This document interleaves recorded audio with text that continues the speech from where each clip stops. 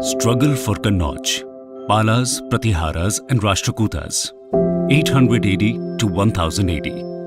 आज इस कहानी में हम डिस्कस करेंगे 800 से 1000 AD के बीच हुई एक इंपॉर्टेंट स्ट्रगल के बारे में, जिसमें तीन एम्पायर्स यानी पालास, प्रतिहारास और राष्ट्रकूटास नॉर्थ इंडिया में अपने वर्चस्व के लिए लड़ रहे थे।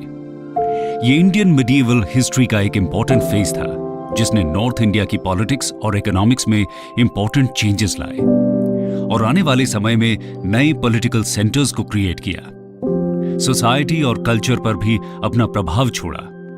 ये कहानी गंगा वैली और कन्नौज के डोमिनेशन से स्टार्ट होती है। इसीलिए सबसे पहले हम ये जान लेते हैं कि आखिर कन्नौज इतना इंपॉर्टेंट क्यों था। Domination over Kannauj. 7th century में हर्षा के एम्पायर के डिक्लाइन के बाद नॉर्थ इंडिया, डेक्कन और साउथ इंडिया में कई लार्ज किंगडम्स उभर कर आए। गुप्ता और हर्ष के एम्पायर में गंगा वैली दोनों एम्पायर्स की हेजेमनी का बेसिस बनी। गंगा वैली पॉपुलेशन और ह्यूज रिसोर्सेज के कारण ट्रेड और कॉमर्स का सेंटर थी। इस पर रूल करके ही गुप्ता रूलर्स और हर्षा ने गुजरात पर अपना आधिपत्य जमाया, जो कि अपने रिच सीपोर्ट्स और मैन्युफैक्चरर्स के कारण ओवरसीज ट्रेड के लिए इंपॉर्टेंट था। मालवा और राजस्थान इन दोनों सेंटर्स यानी गंगा वैली और गुजरात के बीच एसेंशियल लिंक्स थे। नॉर्थ इंडिया में रूल कर रहे किसी भी एम्पायर के लिए यही ज्योग्राफिकल लिमिट थी। हर्षा के डिक्लाइन के बाद गंगा वैली में स्थित कन्नौज एक इंपॉर्टेंट स्ट्रेटेजिक सेंटर के रूप में उभर कर आया। कन्नौज गंगा के राइट बैंक में एक क्लिफ पर बसा हुआ था, जो कि हाइट के कारण एडवांटेजियस था। हर्षा ने तो कन्नौज को सिंबल ऑफ इंपीरियल पावर बनाया। कन्नौज ट्रेड, कॉमर्स और कम्युनिकेशन का सेंटर बना, जहां से इंडिया के सभी डायरेक्शंस में जाने वाले ट्रेड रूट्स निकलते थे। ये उसका इकोनॉमिक इंपॉर्टेंस था। इस पर कंट्रोल करके एक तरह से पूरी गंगा वैली पर कंट्रोल किया जा सकता था। पास्ट के मगध की तरह ही कन्नौज अब इंपॉर्टेंट हो चुका था। कन्नौज पर रूल करना एक तरह से पूरे नॉर्थ इंडिया पर रूल करने का सिंबल था। यह उसका पॉलिटिकल इंपॉर्टेंस था। 750 से 1000 AD के बीच कई बड़े किंगडम्स राइज हुए, जैसे द पाला एम्पायर, जिसने ईस्टर्न इंडिया को डोमिनेट किया मिड 9th सेंचुरी तक। द प्रतिहारा एम्पायर, जिसने वेस्टर्न इंडिया और अपर गैंजेटिक वैली को मिड 10th सेंचुरी तक डोमिनेट किया। इसको गुर्जर प्रतिहारा एम्पायर भी बोला जाता है। और द राष्ट्रकूता एम्पायर, जिसने डेक्कन पर अपना डोमिनेशन एस्टैब्लिश किया। ये तीन एम्पायर्स भले ही आपस में लड़ते रहे, लेकिन एक बड़े एरिया में उन्होंने लोगों को एक स्टेबल लाइफ दी। एग्रीकल्चर को एक्सटेंड किया, पॉन्ड्स और कनाल्स बनाए, आर्ट एंड आर्किटेक्चर को पेट्रनेज दिया, इंक्लूडिंग टेम्पल्स। इन तीनों में से राष्ट्रकूटा एम्पायर सबसे लंबे समय तक चला और नॉर्थ एंड साउथ इंडिया के बीच एक तरह से कल्चरल ब्रिज का काम किया। तो ये तो बात हुई कन्नौज के इंपॉर्टेंस की। अब बढ़ते हैं स्ट्रगल की तरफ। इसमें हम एक एक करके तीनों एम्पायर्स के बारे में बात करते हुए उनके आपस के स्ट्रगल्स की भी बात करेंगे। शुरू करते हैं पालास से। द पालास हर्षा की डेथ के बाद का जो पीरियड था, एक तरह से पॉलिटिकल कंफ्यूजन का दौर था। कश्मीर के कारकोटा डायनेस्टी के रूलर ललितादित्य 724 से 760 AD ने कुछ समय के लिए पंजाब और इवन कन्नौज पर कंट्रोल एस्टैब्लिश किया। कन्नौज उस समय सिंबल ऑफ सॉवरेनिटी हुआ करता था। ललितादित्य ने इसके अलावा बंगाल में भी इन्वेड किया और वहां के राजा को मार दिया। ललितादित्य ने इस दौरान पूरे भारत का भ्रमण किया और कई किंग्स को डिफीट भी किया। इस जर्नी के बाद वो वापस कश्मीर लौट गए और सभी एरियाज में एक तरह का पावर वैक्यूम क्रिएट हो गया। इस पावर वैक्यूम के चलते पालास और गुर्जर प्रतिहारास का राइज होने लगा, जिसके बाद ललितादित्य की पावर डिक्लाइन हो गई। पालास और प्रतिहारास में बनारस से लेकर साउथ बिहार के बीच के एरिया को कंट्रोल करने के लिए लगातार क्लैश होता रहा। खैर 750 AD में पाला एम्पायर को गोपाला ने फॉर्मली फाउंड किया, जो एक इलेक्टेड लीडर थे। ईस्टर्न इंडियन रीजन के नामी लोगों ने एनार्की को खत्म करने के लिए गोपाला को किंग बनाया। गोपाला का बर्थ किसी हाई रॉयल फैमिली में नहीं हुआ था। उनके फादर प्रोफेशन से एक सोल्जर थे। गोपाला ने अपने रूल में बंगाल को यूनिफाई किया और इवन मगध को अपने कंट्रोल में लिया। गोपाल को उनके सन धर्मपाला ने 770 AD में सक्सीड किया, जिसने अगले 40 साल यानी 810 एडी तक राज किया। ट्राइपार्टाइट स्ट्रगल धर्मपाला के रेन में ही हुई। धर्मपाला ने प्रतिहारा और राष्ट्रकूटा की आपसी लड़ाई का खूब फायदा उठाया। जब प्रतिहारा रूलर गौड़ यानी बंगाल की तरफ एडवांस करने ही वाले थे, तब प्रतिहारा रूलर को राष्ट्रकूटा रूलर ध्रुवा ने डिफीट किया। प्रतिहारा रूलर को राजस्थान के डेजर्ट में रेफ्यूज लेना पड़ा और ध्रुव वापस डेक्कन लौट गए। इसके कारण कन्नौज एक तरह से वेकेंट हो गया, जिसके चलते धर्मपाल ने कन्नौज पर कब्जा कर लिया। धर्मपाल ने एक ग्रैंड दरबार ऑर्गेनाइज किया, जिसमें पंजाब, ईस्टर्न राजस्थान एटसेट्रा के वेसल स्टेट्स को इनवाइट किया। ऐसा बताया जाता है कि धर्मपाल का रूल इंडिया के नॉर्थ वेस्ट की फर्देस्ट लिमिट तक फैल गया, जिसमें मालवा और बेरार भी इंक्लूडेड थे। लेकिन धर्मपाला ज्यादा समय तक अपनी पावर नॉर्थ इंडिया में कंसोलिडेटेड नहीं रख पाया। नागभट्टा द सेकंड 805 से 833 के रूल में प्रतिहारास ने फिर से पावर को रिवाइव किया और धर्मपाला को डिफीट किया। बिहार और मॉडर्न ईस्टर्न उत्तर प्रदेश दोनों के बीच बोन ऑफ कंटेंशन बना रहा। नॉर्थ में हार के बाद पालास को दूसरी डायरेक्शंस में रुख करना पड़ा। धर्मपाला के सन देवपाला ने उनको सक्सीड किया 810 एडी में, जिसने प्राग्य ज्योतिषपुर यानी असम और पार्ट्स ऑफ ओडिशा में अपना कंट्रोल एक्सटेंड किया। तो ऐसा कहा जा सकता है कि मिड 8th सेंचुरी से लेकर मिड 9th सेंचुरी के बीच ईस्टर्न इंडिया को पाला रूलर्स ने डोमिनेट किया। ऐसा बताया जाता है कि मॉडर्न नेपाल का कुछ पार्ट भी उनकी सुजरेनिटी में था। पाला रूलर्स बुद्धिस्ट लर्निंग और रिलीजन के ग्रेट पेट्रन थे। नालंदा यूनिवर्सिटी, जो कि ईस्टर्न वर्ल्ड में काफी फेमस थी, उसको रिवाइव करने का श्रेय धर्मपाला को जाता है। विक्रमशिला यूनिवर्सिटी को सेटअप करने का श्रेय भी धर्मपाला को जाता है, जो कि नालंदा के बाद फेमस होने वाली सिर्फ दूसरी यूनिवर्सिटी थी। तिब्बत के साथ पाला रूलर्स के क्लोज कल्चरल रिलेशंस रहे। नोटेड बुद्धिस्ट स्कॉलर्स संत रक्षिता और दीपांकरा को तिब्बत इनवाइट किया गया, जहां पर उन्होंने बुद्धिज्म के एक नए फॉर्म को इंट्रोड्यूस किया, जिसके कारण कई तिब्बतन बुद्धिस्ट्स नालंदा और विक्रमशिला यूनिवर्सिटी में स्टडी के लिए आए। बुद्धिज्म के सपोर्टर होते हुए भी पालाज ने शैविज्म और वैष्णविज्म को पेट्रोनेज दिया। ये उनकी रिलीजियस डाइवर्सिटी और टॉलरेंस को शो करता है। नॉर्थ इंडिया के लार्ज नंबर ऑफ ब्राह्मणास को ग्रांट्स दिए, जिसके चलते वो लोग बंगाल की तरफ जाने लगे। इनके आने के कारण बंगाल में कल्टीवेशन का एक्सटेंशन हुआ। बंगाल की बढ़ती प्रॉस्पेरिटी के कारण साउथ ईस्ट एशिया की कंट्रीज जैसे बर्मा, मलया, जावा, सुमात्रा एटसेट्रा में ट्रेड और कल्चरल कॉन्टैक्ट्स का विस्तार हुआ। बढ़ते ट्रेड और प्रॉस्पेरिटी के कारण बंगाल में इन कंट्रीज से ह्यूज अमाउंट्स में गोल्ड और सिल्वर आना चालू हुआ। साउथ ईस्ट की फेमस शैलेंद्र डायनेस्टी ने पालाकोट में कई एम्बेसीज भेजी और इनकी देखभाल के लिए 5 विलेजेस की डिमांड पाला रूलर देवपाला से की गई। डिमांड मान ली गई, जो कि इन दो एम्पायर्स के क्लोज रिलेशन को दर्शाता है। तो दोस्तों, अभी तक हमने देखा ईस्टर्न इंडिया के पाला एम्पायर के बारे में। हमने जाना कि किस तरह एम्पायर का राइज हुआ और कैसे वो ट्राइपार्टाइट स्ट्रगल का पार्ट बने। पालास बुद्धिज्म के ग्रेट पेट्रन्स के रूप में उभर कर आए और उनके रूल का सबसे स्ट्राइकिंग पॉइंट रहा उनका इंटरनेशनल ट्रेड और कॉमर्स। आगे बढ़ते हैं और बात करते हैं प्रतिहारास के बारे में। द प्रतिहारास जिन्होंने कन्नौज पर लंबे समय तक राज किया, उन्हें गुर्जर प्रतिहारास भी कहा जाता था। कई स्कॉलर्स का मानना है कि ये गुर्जरास से ओरिजिनेट हुए, जो कि जाट्स की तरह पैस्टोरलिस्ट्स और फाइटर्स थे। सेंट्रल और ईस्टर्न राजस्थान में प्रतिहारास ने एक सीरीज ऑफ प्रिंसिपैलिटीज को एस्टैब्लिश किया। मालवा और गुजरात के कंट्रोल के लिए राष्ट्रकूटास से क्लैश में शामिल रहे और आगे चलकर कन्नौज के कंट्रोल के लिए क्लैश हुआ।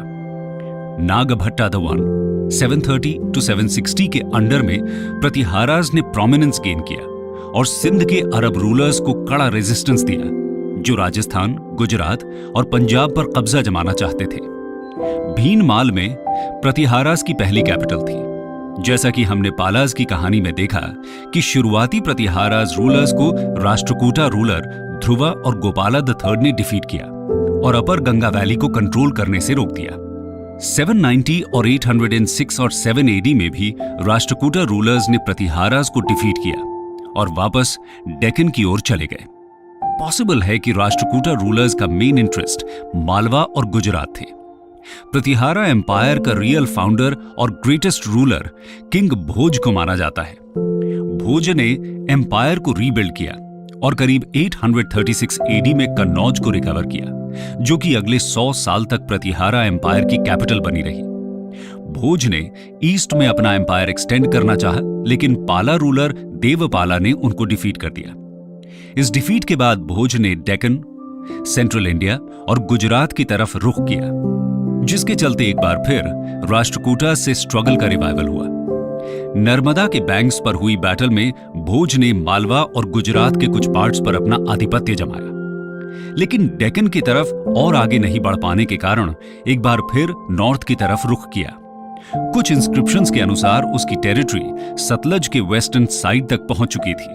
अरब ट्रैवलर्स बताते हैं कि प्रतिहारा रूलर्स के पास इंडिया की बेस्ट कैवलरी यानी घुड़सवार सेना थी। सिल्क रोड की प्रॉक्सिमिटी में होने के कारण हॉर्स ट्रेड उस समय का एक इंपॉर्टेंट ट्रेड था। देवपाला की डेथ के बाद भोज ने ईस्ट में भी अपना एम्पायर एक्सटेंड किया। भोज विष्णु के डेविटी थे और आदिवराह का टाइटल अडॉप्ट किया, जिसका मेंशन उनके रूल के कई कॉइन्स में मिलता है। उनको मिहिर भोज भी कहा जाता है। यह जानना जरूरी है कि उज्जैन के परमार डायनेस्टी के राजा भोज अलग थे, जिन्होंने कुछ समय बाद रूल किया। भोज की डेथ 885 एडी में हुई और उनके सन महेंद्रपाला I ने उनको सक्सीड किया। महेंद्रपाला I का रूल 908-9 एडी तक चला।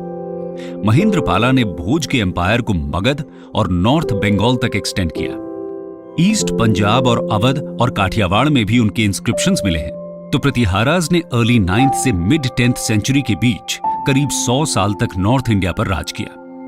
अल-मसूदी, जो कि बागदाद के नेटिव थे और 915-16 में गुजरात विजिट करते हैं, प्रतिहारा एम्पायर की पावर, प्रेस्टीज और वास्टनेस को टेस्टिफाई करते हैं। प्रतिहाराज लर्निंग और लिटरेचर के ग्रेट पेट्रन थे। ग्रेट संस्कृत पोएट और ड्रामेटिस्ट राजशेखरा महीपाल के कोर्ट में थे, जो भोज का ग्रैंडसन था। कन्नौज में कई फाइन बिल्डिंग्स और टेम्पल्स को बिल्ड करवाया। 8th और 9th सेंचुरीज में कई इंडियन स्कॉलर्स ने बागदाद के कैलिफ्स के कोर्ट में एज एन एम्बेसी ट्रैवल किया। इन स्कॉलर्स ने Indian sciences, specially mathematics, algebra और मेडिसिन को अरब वर्ल्ड में इंट्रोड्यूस किया। सिंध के अरब रूलर से हॉस्टिलिटी होते हुए भी स्कॉलर्स और गुड्स का आना जाना कंटिन्यू रहा। 915 से 918 एडी के बीच राष्ट्रकूटा किंग इंद्रा III ने फिर कन्नौज पर अटैक किया और सिटी को डिस्ट्रॉय कर दिया। इससे प्रतिहारा एम्पायर वीक हो गया और गुजरात को प्रोबेबली राष्ट्रकूटाज ने कैप्चर कर लिया। इसके पुख्ता सबूत नहीं है कि गुजरात को राष्ट्रकूटाज ने कैप्चर किया या किसी दूसरी डायनेस्टी ने, लेकिन इतना कंफर्म है कि प्रतिहारा एम्पायर के पास अब गुजरात का सी कोस्ट नहीं था। गुजरात, जो कि ओवरसीज ट्रेड का हब था, उसको लूज करके प्रतिहारा एम्पायर को बड़ा झटका लगा। एक और राष्ट्रकूटा रूलर कृष्णा III ने 963 में नॉर्थ इंडिया को इन्वेड किया और प्रतिहारा रूलर को डिफीट किया। इसके बाद ही प्रतिहारा एम्पायर का रैपिड डिसोल्यूशन चालू हो गया। तो दोस्तों, ये कहानी थी प्रतिहाराज की, जिनके राइज और डिक्लाइन को देखते हुए हमने जाना कि ट्राइपार्टाइट स्ट्रगल में उनकी क्या भूमिका रही। प्रतिहाराज लर्निंग और लिटरेचर और आर्किटेक्चर के ग्रेट पेट्रन्स माने जाते हैं। इंडियन साइंसेस को अरब वर्ल्ड में इंट्रोड्यूस करना उनके फॉरेन रिलेशंस को शो करता है। लेकिन 11th सेंचुरी के स्टार्ट में महमूद ऑफ गजनी के रिपीटेड इन्वेजन्स के चलते ये एम्पायर खत्म हो गया। आइए अब बात करते हैं राष्ट्रकूटास के बारे में। द राष्ट्रकूटास। जब नॉर्थ इंडिया में पालाज और प्रतिहाराज रूल कर रहे थे, उस समय डेक्कन पर राष्ट्रकूटास का वर्चस्व था। राष्ट्रकूटास एक रिमार्केबल डायनेस्टी थी, जिसके हिस्से में वॉरियर्स और एबल एडमिनिस्ट्रेटर्स की लंबी कतार है। दांती दुर्गा ने इस किंगडम को मिड 8th सेंचुरी के आसपास सेटअप किया, जिन्होंने अपनी कैपिटल मान्याखेत या मालखेड़ में बनाई, जो कि मॉडर्न कर्नाटका के गुलबर्गा डिस्ट्रिक्ट के नजदीक है। सेटअप होने के कुछ समय में ही राष्ट्रकूटास ने नॉर्दर्न महाराष्ट्र का पूरा एरिया डोमिनेट कर लिया और जैसा कि हमने देखा, इन्होंने प्रतिहाराज के साथ गुजरात और मालवा की ओवरलॉर्डशिप के लिए लड़ाई लड़ी। भले ही उनकी रेड्स के कारण एम्पायर का एक्सपेंशन गंगा वैली में नहीं हुआ, लेकिन रिच प्लंडर से उनका फेम लगातार बढ़ता रहा। राष्ट्रकूटास का क्लैश आंध्र प्रदेश के ईस्टर्न चालुक्याज और वेंगी से भी लगातार चलता रहा। यही नहीं, साउथ के पल्लवास और पांड्या से भी उनका क्लैश चलता ही रहा। गोविंदा द थर्ड 793 से 814 और अमोघ वर्ष 814 से 878 राष्ट्रकूटास के सबसे ग्रेटेस्ट रूलर माने जाते हैं। 800 एडी में प्रतिहारा रूलर नागभट्टा ऑफ कन्नौज के खिलाफ सक्सेसफुल कैंपेन के बाद और मालवा को एनेक्स करने के बाद गोविंदा द थर्ड ने साउथ की तरफ रुख किया। एक इंस्क्रिप्शन में बताया गया है कि गोविंदा ने केरला, पांड्या और चोला किंग्स को टेरिफाई किया और पल्लवास को कमजोर होने पर मजबूर कर दिया। कर्नाटका की गंगास को तो मौत के घाट ही उतार दिया। अमोघ वर्षा ने 64 साल तक राज किया, लेकिन उनको वॉर के बजाय परस्यूट ऑफ रिलीजन और लिटरेचर में इंटरेस्ट था। वो खुद भी एक ऑथर थे और उन्हें कन्नड़ा में पोएटिक्स पर पहली बुक लिखने का श्रेय दिया जाता है। कैपिटल सिटी मान्यखेत को भी उन्होंने ही बनवाया, जो उनके ग्रेट बिल्डर होने का प्रमाण है। उनके रूल में एम्पायर के दूर दराज हिस्सों में कई रिबेलियंस हुए और उनकी डेथ के बाद फिर से स्टार्ट होने लगे। अमोघ वर्षा के ग्रैंडसन इंद्रा द थर्ड 915 से 927 ने इन रिबेलियंस पर रोक लगाई और एम्पायर को री-एस्टैब्लिश किया। पाला रूलर महिपाल को डिफीट करके और 915 में कन्नौज पर कब्जा करके इंद्रा द थर्ड उस समय का मोस्ट पावरफुल रूलर बना। अल-मसूदी की माने तो राष्ट्रकूटा किंग बलहारा और वल्लभ राजा उस समय के ग्रेटेस्ट किंग थे और मोस्ट किंग्स उनकी सुजरेनिटी को मानते थे। कृष्णा द थर्ड 934 से 963 ब्रिलियंट रूलर्स की लाइन में लास्ट रूलर थे। वो मेनली मालवा के परमार्स और ईस्टर्न चालुक्याज ऑफ वेंगी के साथ स्ट्रगल में रहे। कृष्णा द थर्ड ने चोला किंग परांतका द फर्स्ट को 949 में डिफीट किया और चोला एम्पायर के नॉर्दर्न पार्ट को कैप्चर किया। उनकी डेथ के बाद उनके इन्हीं ओपोनेंट्स ने यूनाइट होकर राष्ट्रकूटा कैपिटल मालखेड़ पर 979 में अटैक किया और डिस्ट्रॉय कर दिया। यहीं पर राष्ट्रकूटा एम्पायर का एंड हो गया। राष्ट्रकूटा एम्पायर 200 साल तक यानी 10th सेंचुरी के एंड तक चला। वो रिलीजियसली टॉलरेंट थे और शैविज्म और वैष्णविज्म के साथ जैनिज्म को भी पेट्रोनाइज किया। एलोरा का फेमस कैलाशनाथ रॉक का temple Rashtrakuta king Krishna the first ने बिल्ड करवाया। अमोघ वर्षा प्रोबेबली जैनिज्म फॉलोअर थे, लेकिन उन्होंने दूसरे फेथ्स को भी पेट्रोनाइज किया। राष्ट्रकूटास ने मुस्लिम ट्रेडर्स को सेटल होने को अलाउ किया और इस्लाम प्रीच करने को भी परमिट किया। इस टॉलरेंट पॉलिसी से फॉरेन ट्रेड प्रमोट हुआ। राष्ट्रकूटास आर्ट और लिटरेचर के भी ग्रेट पेट्रन थे। उनके कोर्ट में न सिर्फ संस्कृत स्कॉलर्स बल्कि प्राकृत और अपभ्रंश में लिखने वाले पोएट्स भी थे। स्वयंभू, जो कि अपभ्रंश के ग्रेट पोएट थे, प्रोबेबली राष्ट्रकूटा कोर्ट में ही थे। तो दोस्तों, ये कहानी थी राष्ट्रकूटास की, जो ट्राइपार्टाइट स्ट्रगल का पार्ट रहे। प्रतिहारास की तरह ये भी आर्ट, लिटरेचर और रिलीजन के ग्रेट पेट्रन्स थे। उनका रिलीजियस टॉलरेंस उनके रूल का हाईलाइट बन जाता है। आगे बढ़ते हैं और देखते हैं इन तीनों किंगडम्स के पॉलिटिकल सेटअप, एडमिनिस्ट्रेशन और सोशल लाइफ के बारे में। Life during these three kingdoms. Administration Gupta empire, Harsha's kingdom और डेक्कन के चालुक्यास के सिमिलर ही था। किंग एडमिनिस्ट्रेशन का हेड था और आर्मी का कमांडर इन चीफ था।